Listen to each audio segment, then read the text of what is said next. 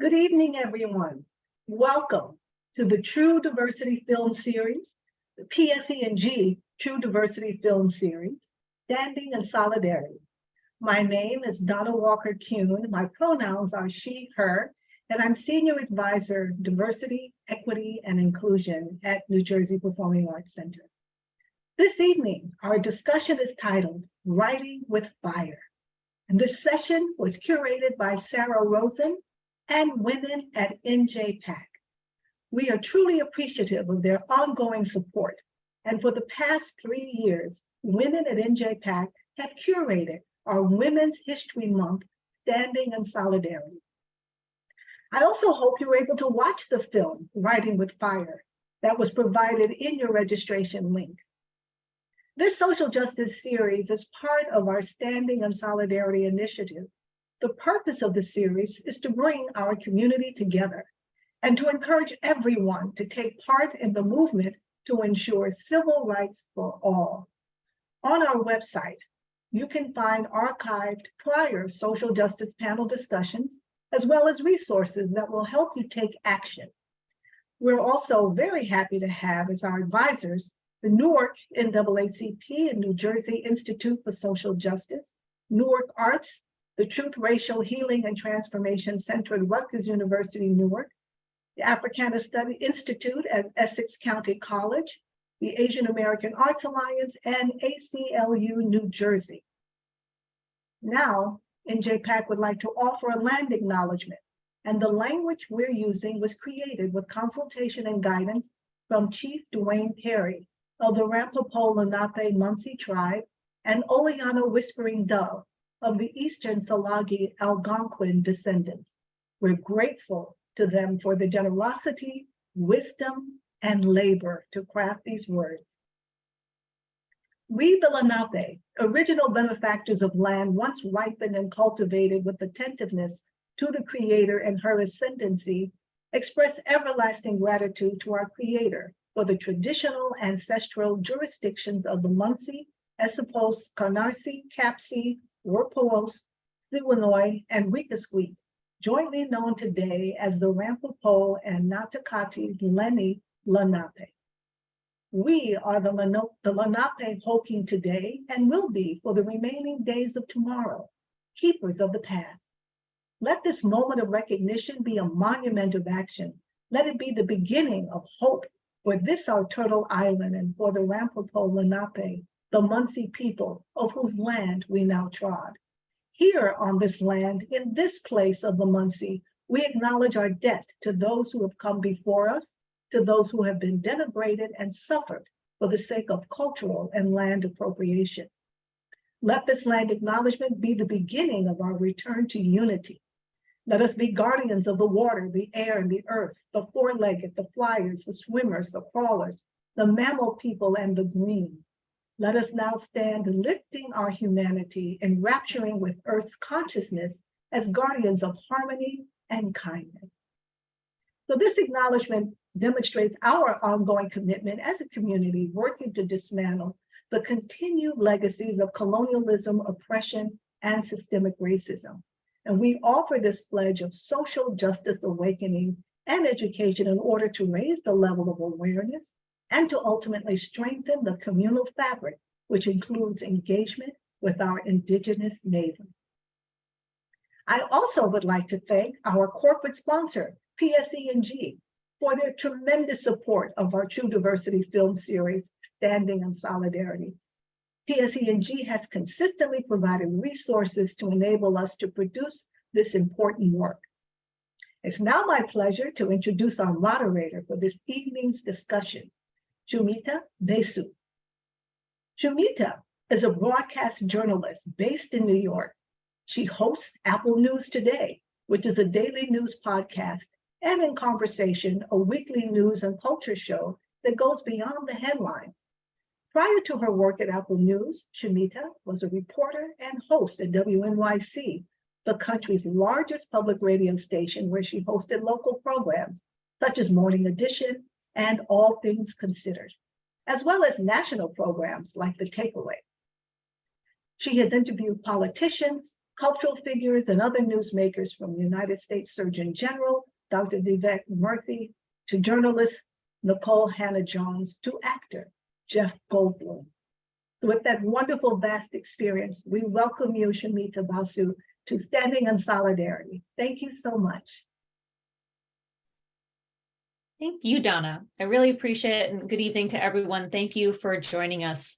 As mentioned, we're here to talk about the film Writing with Fire, but we're also here to talk about so much more as part of NJPAC's Women's History Month programming. So as mentioned, I am a journalist. I host 2 podcasts at Apple News, and that means that I spend all of my time thinking about how to surface journalism that we think is really exceptional, responsible, and thoughtful. So I'm excited to be here today to have this conversation with our panelists. Knowing that everyone, perhaps in our audience tonight, has not yet had a chance to watch the film, this documentary follows India's only all-women newsroom, exposing corruption and abuses of power in Uttar Pradesh. And you watch as these women make the pivot to digital, arming themselves with camera phones to capture photo and video and present their information to a YouTube audience. To date, they have posted over 13,000 videos on YouTube and have over 500,000 subscribers. For me, watching this film, I couldn't help but be transported back to a summer that I spent volunteering at an NGO in rural Uttarakhand, which is just north of where these women were. I was tucked a little bit further into the foothills of the Himalayas. I stayed with local families while studying micro-lending programs among groups of women. And it didn't take long to figure out that women were truly the backbones of these villages. They were plowing the fields, they were caring for the children, and when given the chance to control the finances, they were thinking of how to pool it and make it go farther, how to invest in their schools, invest in their kids, invest in their communities. How completely unsurprising then, in some ways, it is to see how fervently this group of women, all from the lowest caste and all too aware of the very male-dominated landscape of media around them, taking on this role of caring for their communities through journalism, because that is what journalism is about. It's about preserving the functions of a democracy. As one of the women says in the film, Mira, when citizens demand their rights, it's the journalists who take those demands to the government, and journalists must use this power responsibly. So we've assembled this panel here today to talk about, like I said, not just the film, but that core idea, journalism as a tool of accountability, the importance of a free press, and the ability of journalism to fuel advocacy work and transform communities. So allow me to introduce our panelists for tonight, and please turn on your cameras and join the conversation now. We have with us Stephanie Murray, the director of the Center for Cooperative Media at Montclair State University, who previously worked as a reporter and editor. We have Alejandra Sorto, a campaign strategist for the ACLU of New Jersey, also formerly has worked as a journalist. And lastly, Anurima Bhargava, the executive producer on Writing with Fire, and also a board chair of Doc Society. So thank you all for being here. Welcome, welcome. I'm going to ask each of you, if you don't mind, to just introduce yourself, take us a few steps further down the road of your bio and tell people a little bit about your work. And Stephanie, maybe we can start with you. Sure, I'm happy to go first. Thank you, Shamita. And it's nice to hear your voice again, because I loved listening to you on WNYC. Thank you. Thank you. So, it's always nice. Yeah. So I'm Stephanie Murray with the Center for Cooperative Media at Montclair State. I've been at Montclair State for about 7 years. And there I work from day to day to help support the journalism ecosystem in New Jersey mostly. We help support media entrepreneurs, especially journalists who have been traditionally marginalized in this industry, and to try to help communities that are not served and in many cases actively harmed by mainstream media. And before that, I spent 15 years working in newspapers in Michigan and Tennessee. And so local news is really in my blood. And it's something that I'm glad to work at that every day now. And then nationally, my center also studies collaboration in journalism and how journalists work together with NGOs and advocacy organizations, as well as other journalists. So that's a little bit about me. Excellent. Thank you. Alejandra, you want to go next? Sure. And let me just start by saying such a pleasure to be here with such inspiring folks, talking about so many of the things that I'm so deeply passionate about, including journalism and advocacy across issues. As Shumita said, I'm a campaign strategist with the ACLU. I've had sort of an unusual path. I was a journalist both in El Salvador, where I'm originally from, and here in the US. And that led me to do grassroots organizing and then doing advocacy and legislative advocacy work here at the ACLU.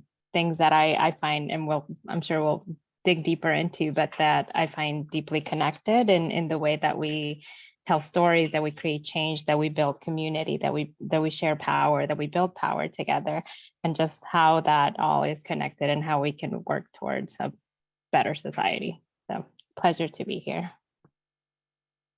Thank you, Alejandra. And lastly, Anarima, would you like to introduce yourself?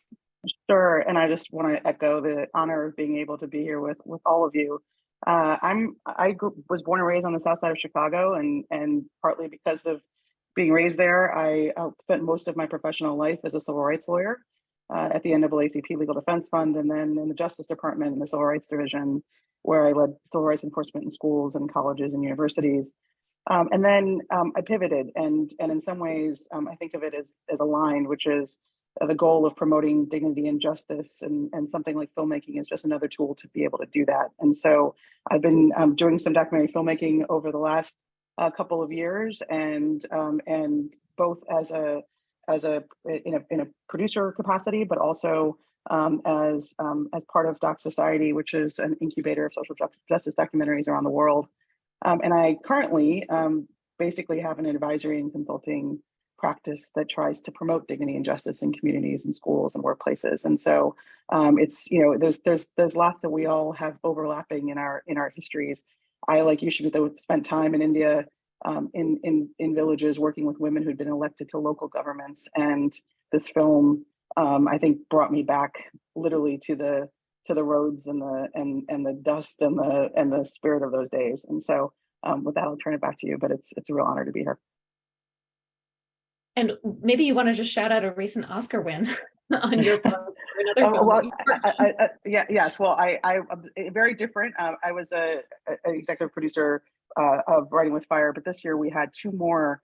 Writing with Fire was the first Indian documentary in history to be nominated for an Oscar. This year we had two more. One in the feature documentary, All That Breathes, that's showing on HBO, and then Elephant Whisperers, which is on Netflix, which is a short documentary which won the Oscar last Sunday.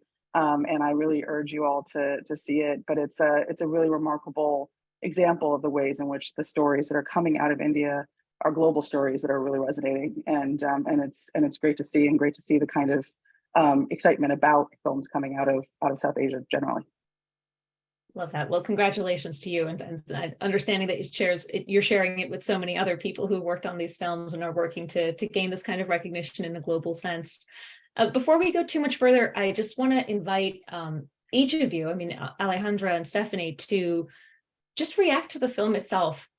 Again, like I mentioned, maybe not everyone in our audience has watched it yet. Hopefully they will want to go and watch it, race to watch it tonight after hearing this conversation. But just wanted to hear you react to it. What was your experience like watching it? What was going through your mind? What stayed with you? What threads did you want to just kind of pull on and pull out in our conversation today? So Alejandra, you want to go first? Sure. And as I was watching, it was funny because I would pause it and just react to my partner, and he's like, I'll watch it after. But so many emotions went through watching the film. I think from like feeling tense and feeling like that in my body of like them being in like male dominated spaces, and just how that feels, that discomfort, just rooting for every single step of the way that they were doing, just feeling so hopeful, especially at a time where it's easy to not have hope, feeling hopeful, seeing just the power and the intentional journalism that they were doing, and it's just how incredibly powerful and inspiring it is, and just like how they are disrupting a narrative, and they are disrupting and sharing stories about their communities. And basically they went in and said, like, nobody's telling our stories, what we're going to do it. And just like that that level of power and inspiration was I think one of the strongest reactions, just feeling so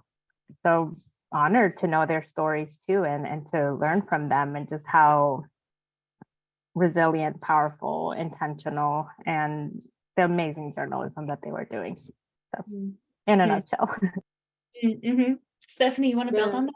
Yes, I agree with all of that. So I watched it at home, and then I also put it on at the office so my colleagues could watch it. And I like it from one of the first lines in the film about journalism's role in democracy. I felt like it made me want to cheer. I was like, did you see that? Did you guys see that? And that's partly because I'm also involved in a nationwide collaborative in the United States called US Democracy Day.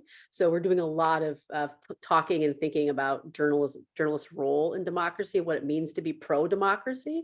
So that really like resonated with me. So I felt like cheering a lot, and I was like, yes, because I really felt like a connection with Mira and Sunita and everyone as a journalist. And then, it also felt familiar to me, especially the conversations about we have to shift to digital. We have to do it. I was like, I've said that same thing. Like I have begged editors and reporters to please shoot some video.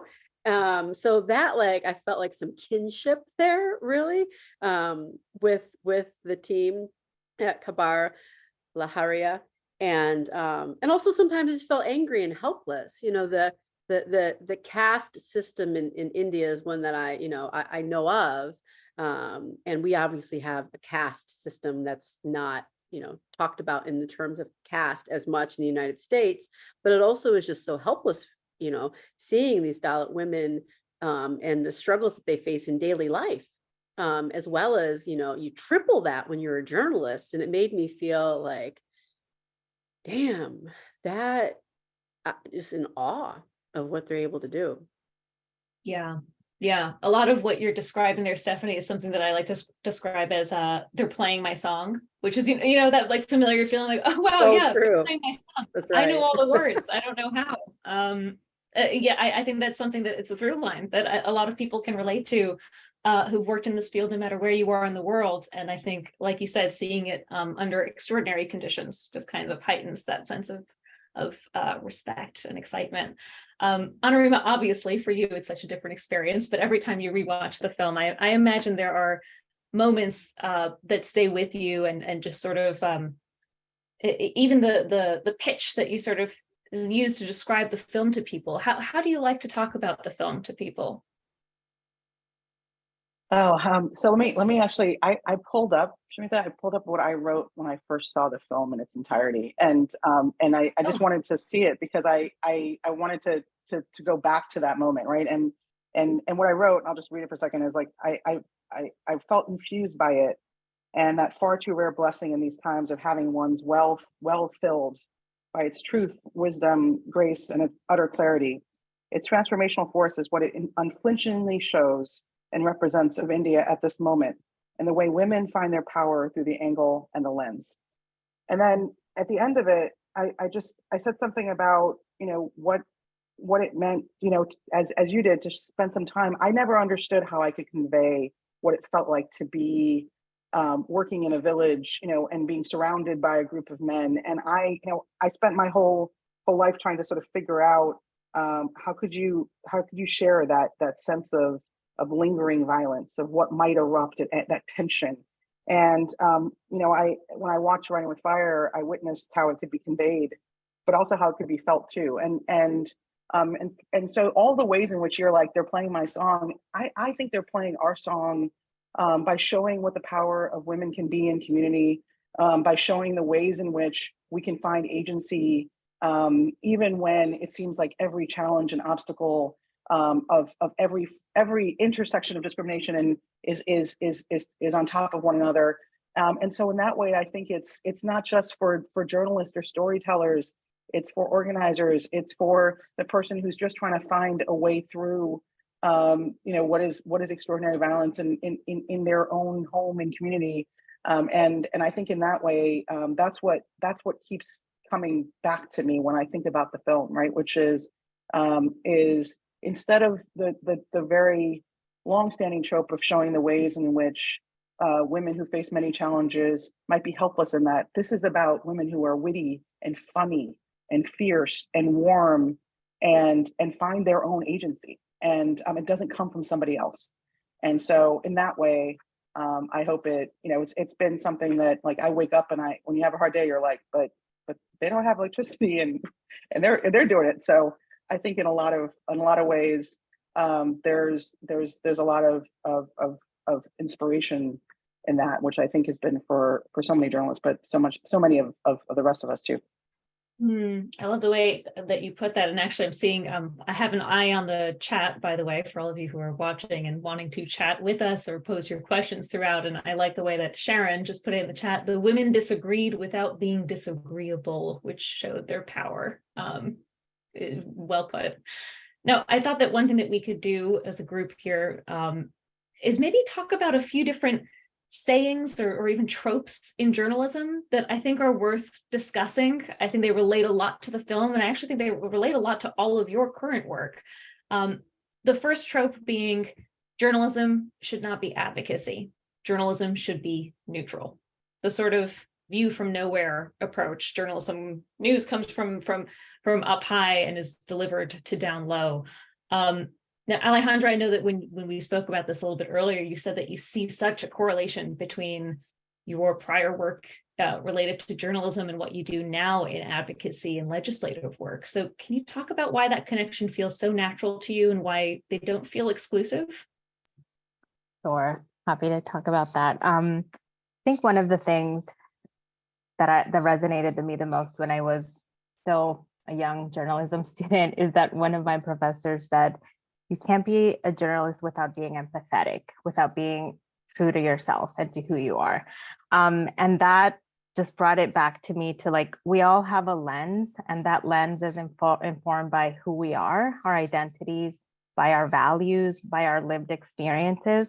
And you can't detach that from how you do journalism. That's a part of who you are.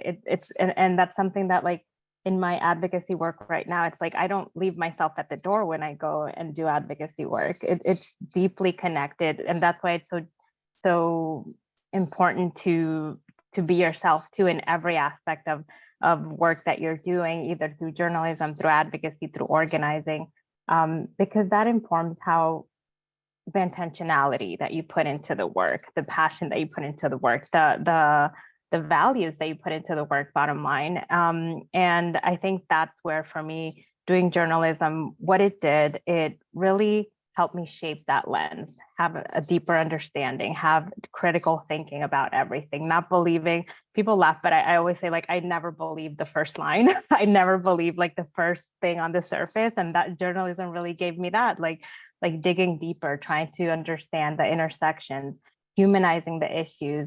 And that is something that has just informed how I do now advocacy, how I did grassroots organizing work, because it for me, it felt like a natural next step, to be quite honest. It was like, I was, through journalism, I was understanding the issues.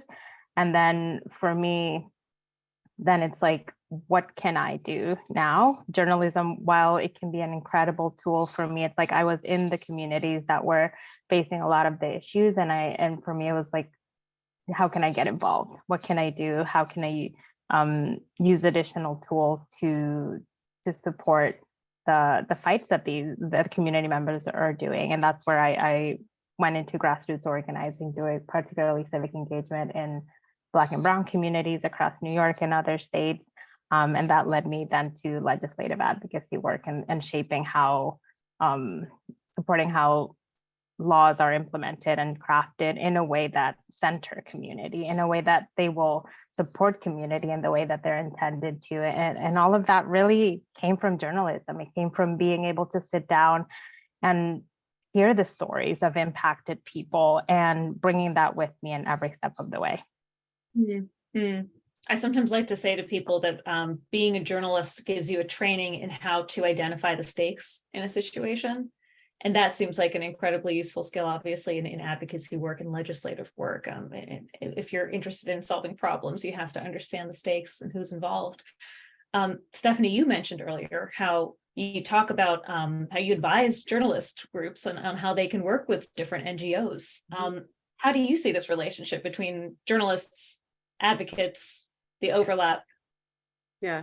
So, I mean, the journalism should be neutral.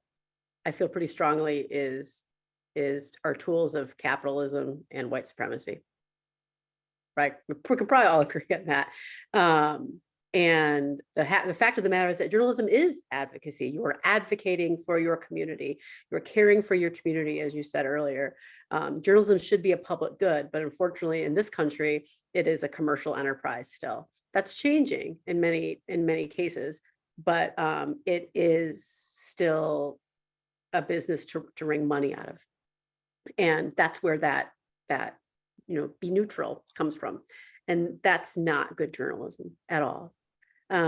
And so we actually produced a study, a 2-year study, where we looked globally at how NGOs worked with journalists around the world, which is increasingly happening, to achieve shared impact goals. So I'm going to give like the simplest example to help the viewers understand what I'm talking about. We looked at things like where perhaps there's an NGO in a country that is advocating for clean water. You have journalists, investigative journalists in that same country who are trying to uncover why the water is not clean. They're both going toward the same end goal: clean water for the community. The NGO is using advocacy tools, and the journalist is using journalism tools, but they're trying to get to the same goal. And so we looked at examples of how that actually plays out and ethical issues on both sides, how those partnerships are structured. And we found that they are incredibly valuable and can really drive really important change in communities. But it takes journalists dropping this idea that they have to be neutral. And really understanding that working hand in hand with advocates is not only possible, but in some cases, really necessary. And this happens a lot more outside the United States than it does in the United States. But we did find some examples here in the US. And so I was really excited to see that, because especially now in this country, and the climate, the political climate, the actual climate, there's just so much that is happening. We are facing so many different crises, and now is the time that journalists need to really like self-examine and recenter themselves to think about their work as a public good and is caring for their community. And so. Yeah, I mean, I think that the traps that people often feel like they might fall into are, if I take an opinionated route, I will isolate part of my audience, isolate part of my listenership that doesn't share that goal with me. I think this is where journalists get tripped up all the time, right? How do I decide what the goal should be? And what if my audience doesn't all agree on the goal? How do you advise people through thinking through that? That's a great question. So I think it's unpacking a little bit about what the goal is and what they're really trying to do. Because once you start peeling away that onion a little bit, it almost always comes down to a political issue. And it's often not, that's like a comfortable way to fall back for journalists to say, well, I can't take an opinion on that because XYZ. And we say, okay, let's back that up a little bit. What's the opinion here? Is the opinion that that the residents of Newark, New Jersey don't deserve access to XYZ? That let's take it like a hot button issue, like public education versus charter schools, which is like a big thing in many states and is here in New Jersey. Like you have education reporters who might have a community where public education is being actively attacked, but they feel really uncomfortable saying that or working with an organization that is examining that because they feel like they have to be really neutral. And I need to fully support, I need to show charter schools the same as the public schools. But if you have data in your hands that shows one or the other, you need to you need to really think about that and unpacking what your end goal is before you start reporting. So what are you trying to do? Okay, well, I'm trying to give people as much information as they possibly can, parents especially in Newark, about the public education system and the charter schools. Okay, so in just kind of talking through that, I think can make a really big difference. It also really depends on the leadership of the news organization and their, because sometimes a very heavy-handed leadership can shut down any discussion of a good partnership with advocates on an issue. And oftentimes that's just because the leadership is uneducated about how it can actually work. Mm-hmm. It's retraining, it's like unlearning things. Yeah, what struck me in the film was just how much clarity the women reporters had around their relationship to advocacy. I mean, maybe Anurima, maybe I can ask you to talk about this a little bit more, this idea of like, how can neutrality exist when, of course, the perspective is so obviously coming from somewhere in this case. And it feels like it kind of blurs the line between what it means to be a citizen and what it means to be a journalist. So, I mean, who gets to do the journalism here? So there's many different threads. I'm going to try to quickly go through a few of the previous ones and then the ones you just raised, which is, part of the reason why I think it's really important for us to engage in storytelling, whether it be as a journalist, whether it be as a documentarian right now, as a civil rights lawyer, and Alejandra will know this well. It's, we didn't tell our stories well, and I mean our stories of the communities that we're a part of and that we represent. And so this very idea of neutrality is based on which voices we're already hearing, and not on the millions that we don't ever hear. And I think in some ways, part of what the documentary is showing you is what does it mean to have voices that are close to the ground, that you can't actually question neutrality there because they're telling the very stories that are close to them, that they are proximate to. And so I do think in some ways, this notion of neutrality breaks down when you actually understand that the goal is to be able to tell many different stories in their complexities, and for those to be as close to possible to what it is that people are actually experiencing. And there's a truth to that. And when there's a truth to that, this question of neutrality, I think, I don't know how you put it in there, right? Because in some ways, it's experience and it's direct experience. And I think that's part of what you see from the women, is that these are their communities. They're the ones they grew up in. They're the ones that impact them. They're the ones that they have to actually navigate. And in some ways, because of that, they are in showing the truth. Someone might say that itself is advocacy, but that's, I think, the real challenge of our times, right? Which is that at a moment where so much there's advocacy on the other end, which is what we see in terms of disinformation, what we see in terms of untruths, and what we see in terms of trying to keep the status quo the way it is, right? And this is a different type of I wouldn't even call it advocacy. I would just call it sharing the stories of how people are actually living and what the impact of the different systems are on them. And I think that the way in which we start to understand the impact of processes, like what does it mean to go to a police station and report a rape and nothing happens, right? Which we've spent so many years trying to deal with in the legal system. But what does it mean to show that, right? Do people understand what that actually looks like and feels like? That I think is important, just to give us the context by which people are living, and advocacy in that way is truth telling. So I'm sort of trying to put them all together, but I think in that way, the film is showing us that it doesn't take a lot, right, for us to be able to shine a light on what's happening next door to us, right? And in this world that we're living in now, where we can be sometimes as proximate to the person next to us than we are to someone across the world, because of all the technology that we have, being able to tell those stories directly and clearly is really important to get out of idea of who gets to tell which stories and how. Absolutely. I mean, what you're saying, Anarima, actually brings me to the sort of second trope or saying in journalism that I thought we could discuss, which is this idea of journalism should give a voice to the voiceless.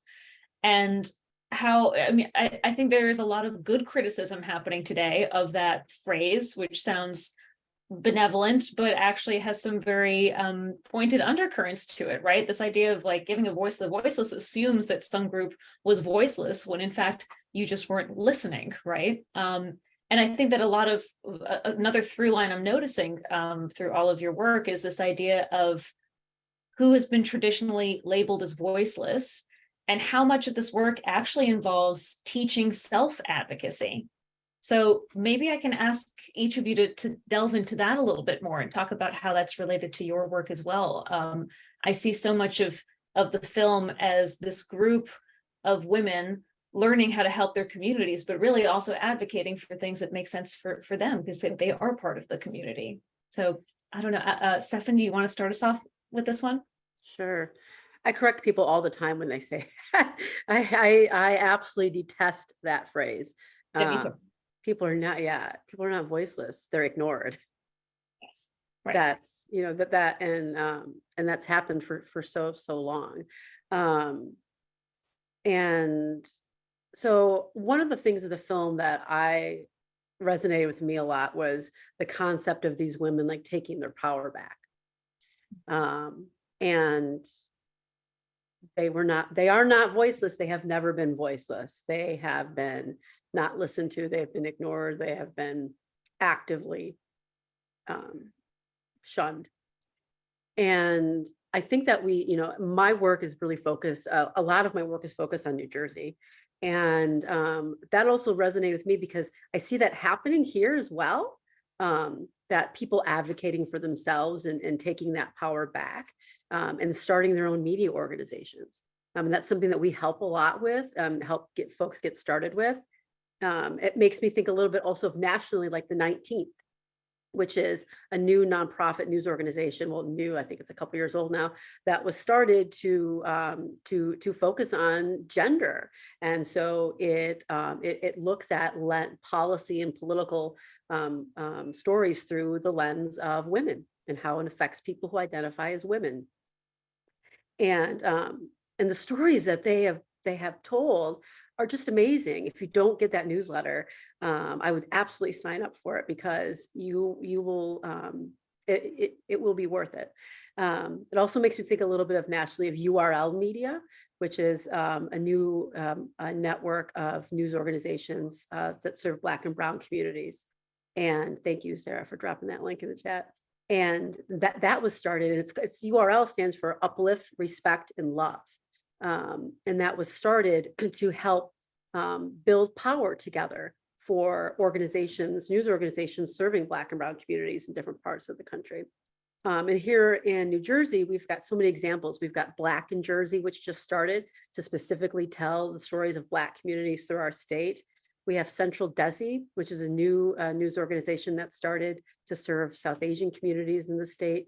And so I think that, I saw a lot of parallels to some things happening in here too, and that thread of self-advocacy and taking that power back. I can jump in and +1 to everything Stephanie said. I truly dislike the phrase voiceless. And this is where I think I see such a clear connection with organizing, for example, grassroots organizing. The stories have been there, the power has been there, the struggle has been there. And it's just, and that's where I think also when we talked about when Stephanie was saying, how do you talk about neutrality and how a journalist can address that? I think one layer I would add to that relates to this is your journalist, think of the narrative. What narrative is your journalism driving? Is it a narrative that is perpetuating harmful systems? Is it a narrative that is disrupting them? Who are you shaping to be the expert? Which stories are you telling? Which lens through are you telling that story through? And that's where I think being in really doing responsible and intentional journalism comes in, because the stories have been there. The thing is, like, have we been telling them? Have we been having the platform? Have they had the platform? And you can't detach that from the systems that have kept those stories untold, right? And why? And I think in thinking of journalism, it's again, the role it plays in a democracy, the role it plays in dismantling the system that have existed forever, the role that it plays in making the connections between the systems, because it's not just racism, it's racism, sexism, classism, all together. They don't work separately, right? And that's where the journalism can be so powerful, and it can be a tool and it can be a platform, because the stories are there. The thing is, are we telling them, right? And how are we telling them? And that's where it's not, it's not about giving a voice to the voiceless. Like the voices have been there, and how can, as journalists and as advocates, how can we center those stories? How can we humanize those stories? How can we shift and disrupt the narratives that have allowed for those stories to not be told? I guess this brings me to think about the third saying in journalism that we could discuss, which is journalists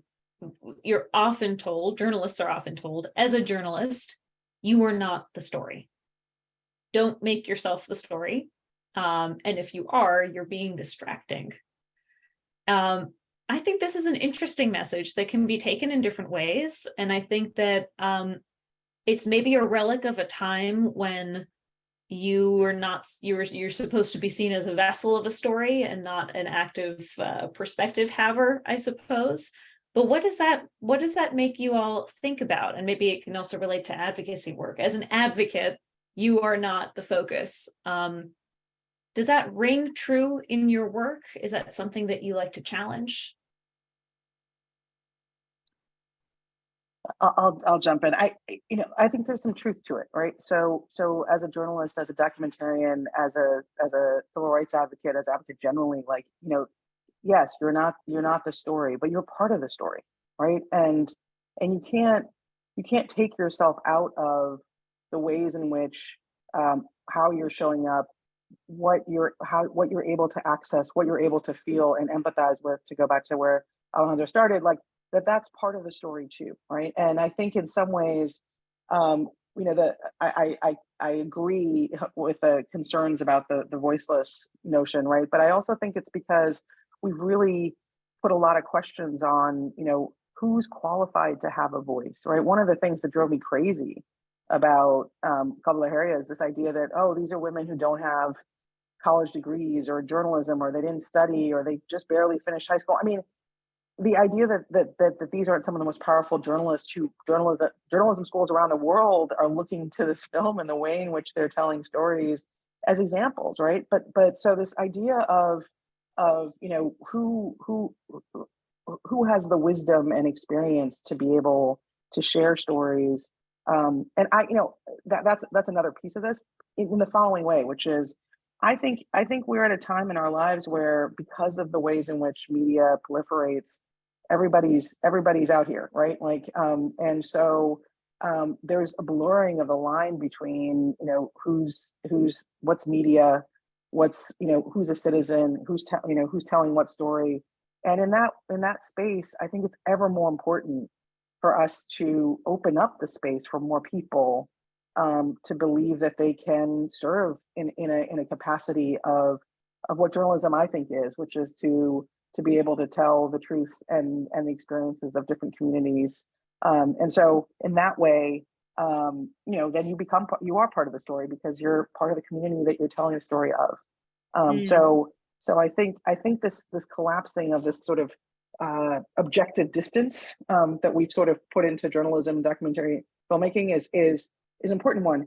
I think we have to be careful, because we have there's a lot right now about questioning and attacking and challenging those who are trying to tell different types of stories that might not be of their own communities. So I think we have to allow, the goal to me would be for as many people to be able to tell as many stories as possible, right? But not to say that, you know, some people are disqualified from doing so. They may have a different, again, perspective on it. But in that way, yeah, I think there's some truth to it. I also think, you know, that it's getting collapsed, particularly in the era that we're currently in. Mhm. Yeah, Stephanie, I agree with that. Mhm. Absolutely. I think that this don't be part of the story. Like, actually, let me back up. One thing that Honorima said about like being part of the community and being able to tell your stories. It's actually, from my perspective, it's a lot better when you have someone who's part of a community telling the stories of that community, because they find nuance, they understand the nuance of things happening, as well as just having better sources. And so I would always advocate for that. And I hate that the part of don't be part of the story has also been extended in some newsrooms to block people of certain backgrounds from covering stories. You know, it makes me think a little bit about how, like, after the murder of George Floyd and protest across the United States, there was a Black reporter at the Pittsburgh Gazette that was barred from covering protests because of, they blamed it on a tweet, but it was really ridiculous. Or like even there's a reporter at the Washington Post who had been vocal about being a victim of sexual assault, was barred from covering anything having to do with sexual assault. I think that's just very short-sighted. And I think it's also due to, you know, a patriarchal white supremacist, you know, systems, all, like Alejandra said, all, you know, all these different systems work in concert with each other. And the citizen journalist thing is so fascinating to me. And I am really happy to be able to say that we have a swell of people in this state, in New Jersey, that are being trained and supported to do journalism in their communities. We've got a handful of examples of, most of them are startup news organizations where they're training people and just giving them, equipping them with the knowledge and the power to cover government meetings or to tell stories happening in their areas. And there's actually a very short journalism certificate program that's going to be rolled out later this year at community colleges across New Jersey. And so anyone could take a course, a few courses, and become certified as a community journalist. And I just think that sort of infrastructure building up to is a sign that that the world is changing, and allowing more people into the room to share stories and be storytellers is the future of this industry. And so I think that's pretty cool for our state too. Wow, that is really cool. I didn't know about that. And maybe you can share some links after all of this stuff. Yeah, it's not, that one's not up and running yet, but it was funded by a grant from the New Jersey Civic Information Consortium. So I can drop a link to that. I work with them too. So I just happen to know that they're getting ready to launch. We're really excited about that. Alejandro, can I just say one quick thing on just what Stephanie was saying? I think if you think about journalism, as Mira talks about it, as a fourth pillar of democracy. So when we're thinking about civic engagement, what does that mean? What does it mean to be part of your community? I do think that there's a way in which being a citizen journalist is part of that, right? In the same way that voting is, in the same way that, you know, engaging in service in a bunch of different ways. And so I think as we think about what is necessary for our democracy to function, the idea of people being able to lift up their own stories and that of their community has got to be something that we start to allow as much space for too. I love that story, like, as civic engagement. I love that. Storytelling is civic engagement. I don't know, I might use that and credit you. Feel free. I think yes to everything. The only thing I'll add, and I'll take an example from the film, is just how clear the difference it was between the women asking questions when they were covering a story versus the men. And to me, that was such a clear way of like how important the lens and our identities are to the type of journalism that's being done, how the story is being told, how they are building trust with the community, how they are choosing the stories, how they're, I remember clearly the piece where they were like in the room, I think with the police chief, and Sunita was just like going and wanting the answer, and the others were just like, oh, being all right. And like that just like was like, yes, because that the way she was doing journalism was informed by her identity, by her realizing like the stories aren't being told, I'm not getting the answers, people are not getting their issues resolved, and her feeling that responsibility in the journalism that she was doing. So that's where it's like, yes, you can't be the story, but you help shape the story. How do you bring the story to others? How do you make it in a way that it's like you're allowing others to see the complexity of the story, everything that goes into the story, and the lens that you bring is deeply informed by who you are, by your lived experiences, and how you do the journalism in a responsible and intentional way. I love that you brought up that example, Alejandra. Yes, it's such a poignant scene in the film where you see it, and you also it I think raises this idea of your lived experience informing your ability to identify where to focus the urgency in the story, right? And one thing that I was thinking about as I was watching the film is some of these, tenets of ethical journalism, being that obviously you should, seek truth and report it, but also that you should minimize harm as much as possible to sources and to readers. And that was one thing I kept thinking about with this group of women journalists, is how particularly well equipped they were to understand how to minimize harm for their community. And at the same time, I kept thinking about the kind of harm they're placing themselves in by being identifiable members of their community, doing this kind of, urgent and at times dangerous work that you can really be persecuted for. I don't know where that takes all of you, but I don't know if that sparks any thoughts in any of your minds about sort of the unique position that you are put in when you do understand all of the stakes so clearly, and you feel a different relationship to that responsibility to reduce harm. I often say, like, oh, I'm sorry, Anurima, go ahead. Just quickly on that. I mean, and I want to hear what Stephanie has to say on this one.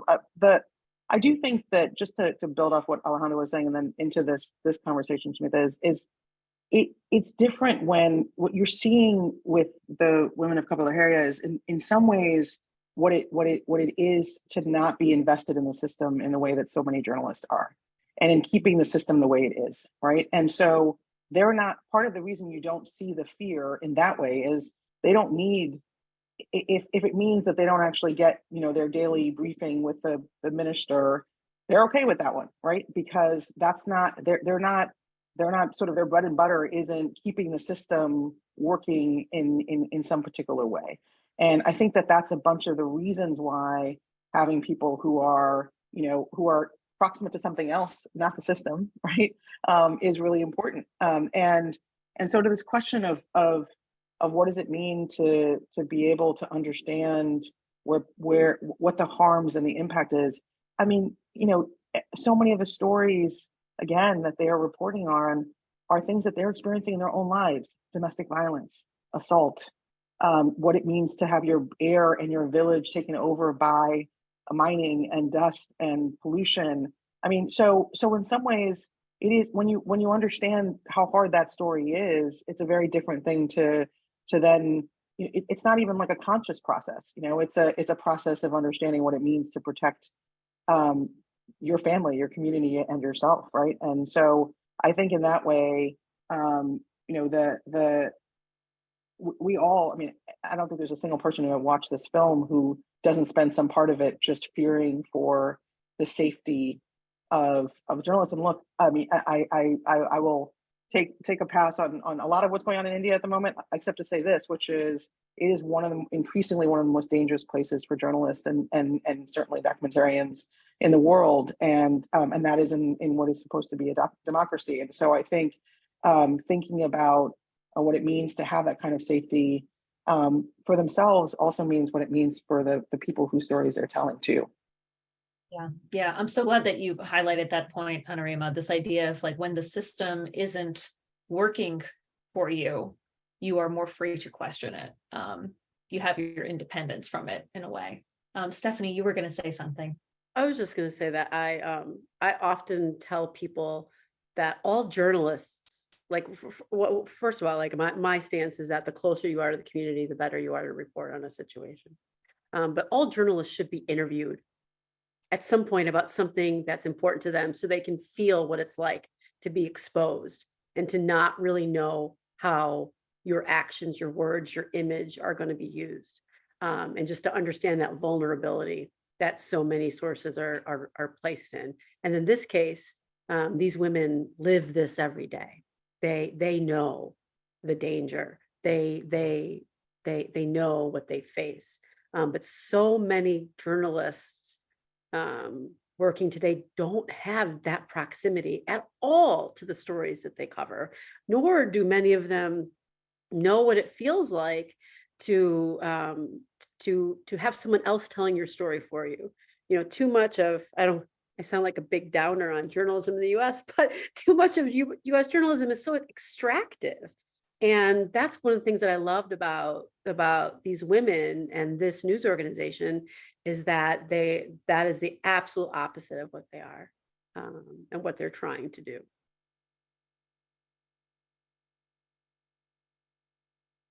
Alejandra, you have any thoughts you want to add here? Yeah, and I think I'll just go back to something that Mira was saying that made me realize just everything that she was carrying as she was doing her journalism, and it was seeing themselves and their news outlet as a medium for people to get their rights. It was at the same time disrupting the narrative of like, she even said like, I'm not supposed to be a journalist, right? I'm not a man, I'm not of a certain caste. While at the same time realizing it's a pillar of democracy, realizing the danger of doing it, and still feeling that responsibility of like, I'm the one that's going to tell the stories of my community, and that comes with all this that I just mentioned, right? With the danger, with the responsibility, with the holding power accountable, with the disrupting the narrative, with fighting like the caste system, with the responsibility of like creating change in people's lives. Because when you would see that clearly in the documentary, when they covered a story, then something happened at times, and then feeling that like, wow, like we did that, right? But everything that comes with being able to get to that. So that's what it brought. I think she said it best, and like the complexity of how they're doing journalism. I just want to remind everyone who's listening to this and joining us tonight that we're welcoming your questions. We have time for Q&A here, and the best way to do that is to submit your questions in the Q&A part of your Zoom webinar. You can see the little window will pop up when you hit on Q&A, and I'll be keeping an eye on that. So we really do welcome any of your questions as you're listening to this. Obviously, a big theme in this film, and one that we have touched on now many times today, is this idea of women holding and demanding space in society that has generally not held space for them. And we've talked now about several scenes in the film that stuck with us. I'm thinking of one where I think it was Sunitha who was there was a protest going on, and she's literally elbowing men out of her way so that she can hold her phone steady, capturing a video of what's going on. She's just repeatedly pushing them aside. It's very determined, and that to me felt like such a physical embodiment of what they're doing in so many ways. I feel like all of you probably have examples from your work, examples of communities that have traditionally been marginalized and what they have had to do to hold space, make space, demand space. I realize this is a really general question, but it's because I sort of want you to be able to take it wherever you'd like. Stephanie, would you like to start us off, and then just where do these thoughts take you? I'm not sure. I'm still thinking. Yeah, that's all right. If anyone else has something that they want to immediately jump to. I don't know what I'm kind of just stream of consciousness here, but for some reason when you started to talk about that, I was thinking about in South Africa and many other places, women would literally stand and without, power over bulldozers and violence that was happening, stand naked in front of, there's just so many ways to wield power. And part of what I think is important about the film is to just, and what grabbed me about it in the first instance was that it is power and agency of women that we don't usually associate, right, with those women. I mean, and it just blows that right open. And then in another way, it's the power of together. It's the power of the community of women. We all talked a little bit earlier about not quite on when we were all together on the Zoom, but about mentorship and community. I do think that, like, what does it mean to know, right? She's not elbowing somebody out of the way without, some of her colleagues and people she works with her, right? Because it's an extraordinarily dangerous thing to do, right? And so in some ways, all of them were facing pressures that I don't think we can fathom, right? And yet found some ways in which together they could, the places where one might not have felt like they had a guide, they found a guide, right?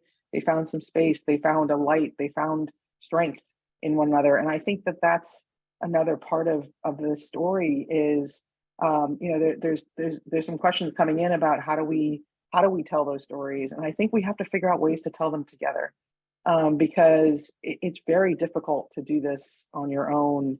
And I do think, someone like Shankali, who we watch, in this transformation throughout the length of the film, even, right? I don't know if where she would have gotten to if she didn't have the sense from Mir and others that they believed in her and what it is that she had to bring. And so belief, community, being able to find power and agency in that and in yourself when everyone else tells you don't know anything. We're talking back to the voiceless. It's literally people telling you don't know anything. Like, you don't know how to think. You don't know anything about your community, and you're realizing what you do know is something quite powerful. Mm-hmm. I'll jump in. I think this just brought back to me just the immense power of storytelling and the power that it has to connect and to build community, and how that's the way that we go about building change. It's together, it's in community, it's telling stories, it's centering the most impacted, and just that feeling of seeing them like around the room, just talking to each other, teaching each other different things. Like, that's the power of community. It's being able to share resources, to plan together, to disrupt the narrative that's being told about you and your community, to challenge the systems, and just to, I think there's a reason why they want us disconnected, right? And it's because it's powerful when we're connected. And I think that the documentary just shows that so clearly, of like that community that they had built for themselves, and that support system that they had built, and that resource sharing that they had built, and just how that was the driving force behind the powerful journalism that they're doing. Mm. This brings it back to this idea of mentorship, which I brought up earlier with you all, but I thought it might be useful. It doesn't matter what field you're in. At some point, you have sought out a mentor, or at some point, someone has sought you out as a mentor. And I think that maybe this is one of the great under-discussed things in our society is how to be a good mentor or mentee. Knowing the experience that you three have had, I thought you might have just some good advice to give people who are listening tonight on how to think about mentorship as a vehicle for building community and strengthening advocacy work, whether that's advice for people who are doing the mentoring or being mentored. If any of you have thoughts. I actually have 2 handouts that we use at our center on how to be a mentee and how to be a mentor, like really specific things, because we do a lot of pairing and helping folks develop their network. And it is almost always women who ask, almost always. Why do you think that is? if I had to guess, I think that in our society that women are more willing to ask for help, whether it's a mentor or how directions. Like, I just think it has something to do with women's, we feel, we often, I feel like as a woman, I often want to seek community, in a way that I think that my husband doesn't as much. And I'm willing to ask for help and assistance when I need it. And so, the mentorship programs that we run, it's almost always women who request. And we're very intentional about how we lay out those guidelines, because we really want people to have a good experience. And mentorship, no matter what industry you're in, can be wildly different depending on who you're paired with.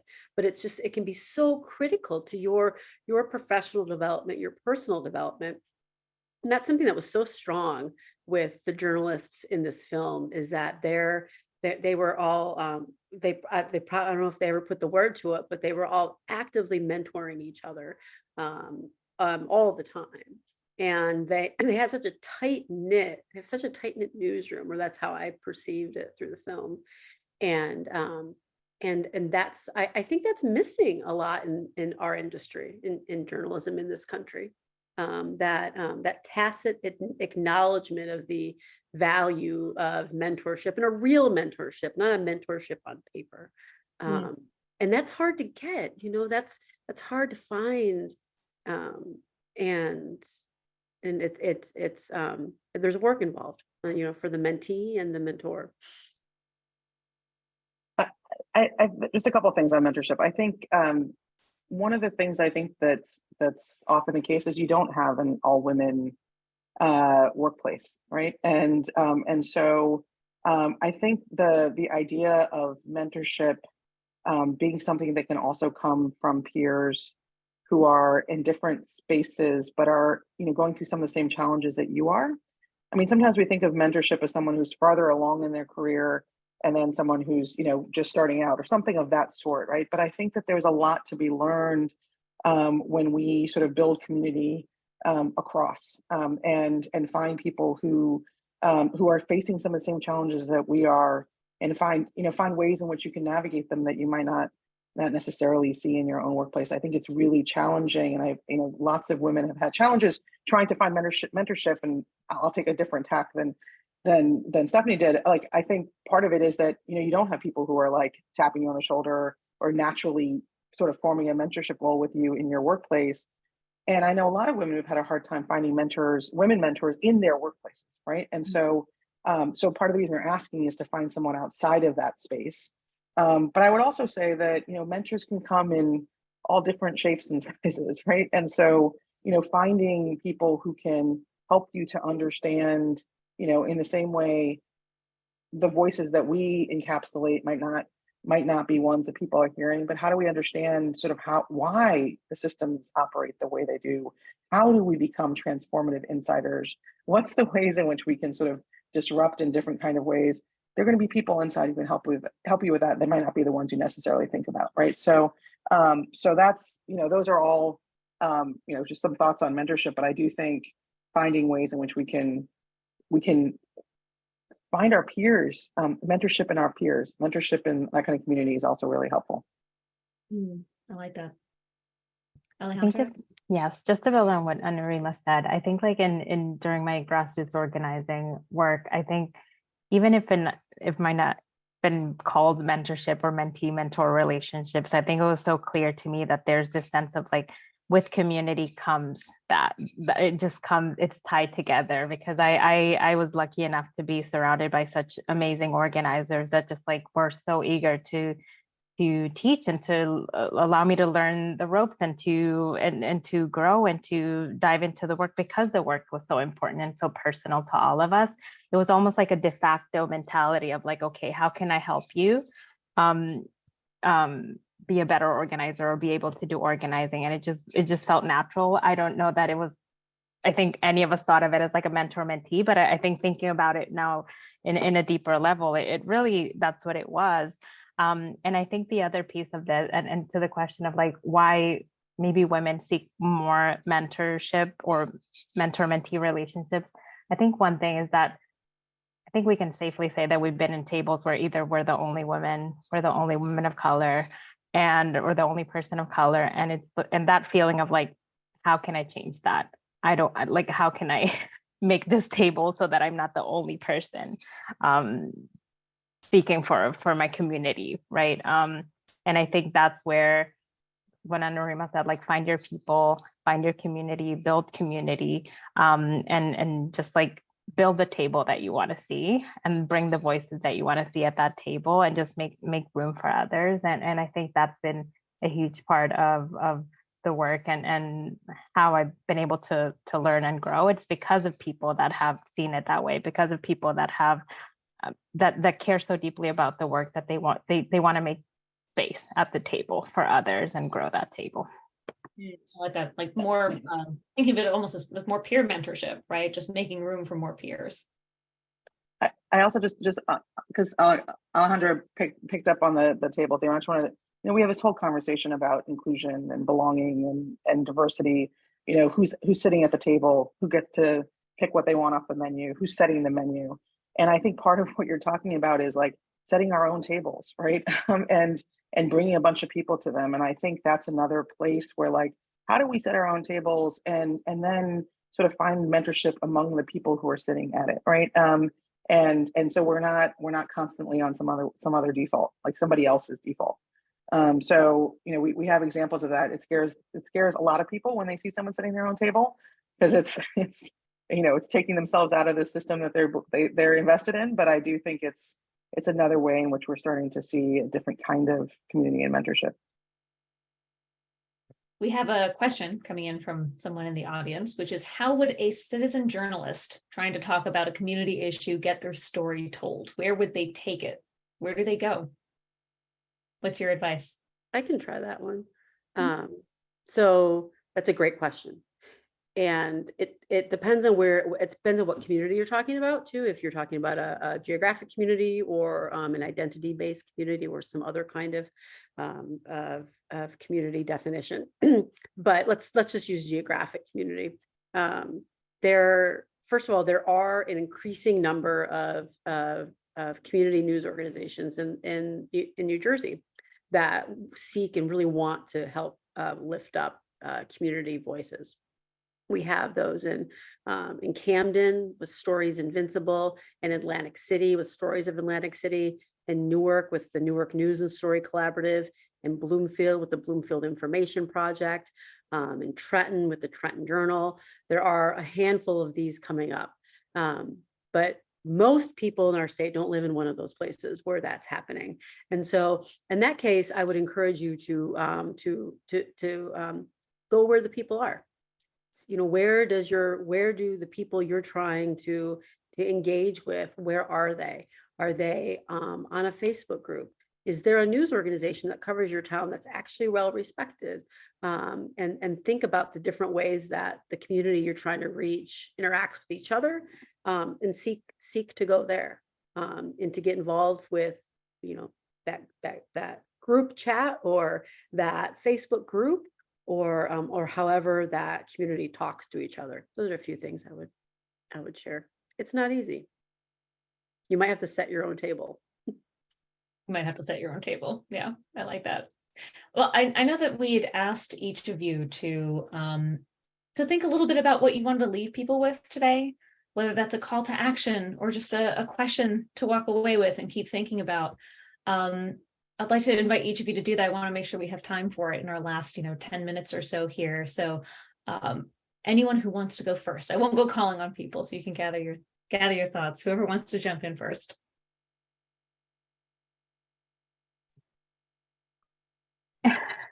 I'll go. I saw you on mute, Stephanie. But I think I'll start with just saying, like, the areas that I focus on at the ACLU are reproductive rights and freedom, democracy work, and immigrant rights work. And what I would want to leave folks with is that advocacy can take so many different forms. And I think that that's the beauty of it. Advocacy can look like journalism, can look like grassroots organizing, can look like teaching, can look like having conversations at your dinner table with family, because God knows I have those with my family all the time. But it can look so many different ways. And just to leave you with like your voices, our voices are so needed in this moment, and getting involved is so needed in this moment. And that can look like anything that you have capacity, time for. It can be, quite frankly, choose any campaign. There's so many issues to work on in New Jersey, from ensuring rights for all people in New Jersey, to police reform, to housing, to any issue that you feel deeply about that maybe you are directly impacted by, that is impacting your community.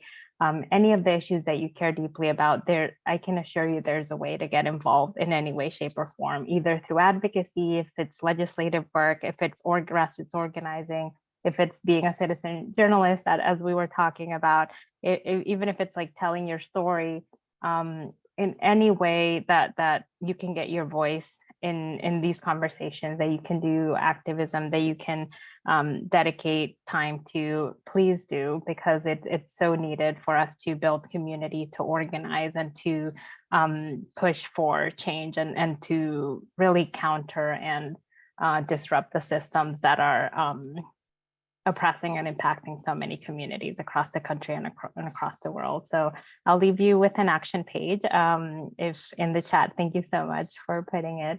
But in any of the issues, please feel free to reach out. We have many campaigns going on that it can look like, from attending a rally with us if you want to go make some noise at the State House, to sending an email to your legislator, to calling your legislator, whatever you have time for.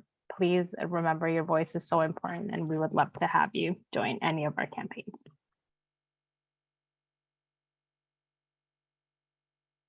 So so I work with a lot of ethnic and community media across the state of New Jersey. Our team does. And so many of them are really embedded in their community the way that the women of Kabara Laharia are. And but they're struggling. They're struggling because the business climate is shifting.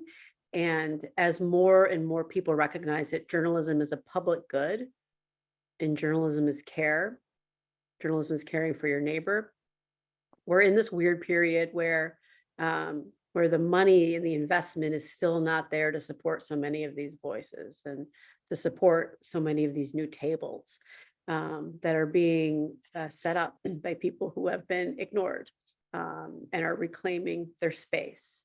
And so I would encourage you to think about, and I can offer some resources, even if it's just a few dollars, even if it's just paying attention to their work. There are several nonprofit newsrooms in the state. There are quite a few ethnic and community media led organizations in the state that would love your financial support. Many of, like I said, a few of them are nonprofit. And so I'm happy to help you find one.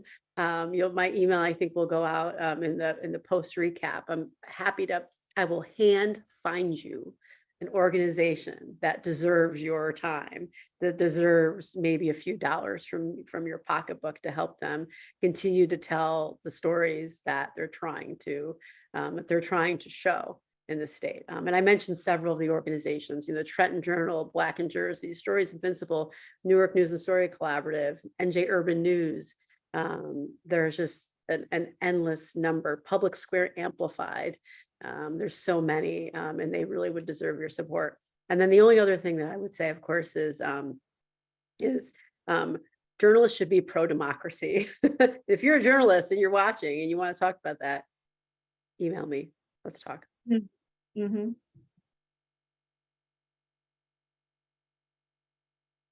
Okay. I have many thoughts. Let me just start out with something, which is I'm giving a shout out to my mom, who's in the Q&A, who's the OG women's rights advocate.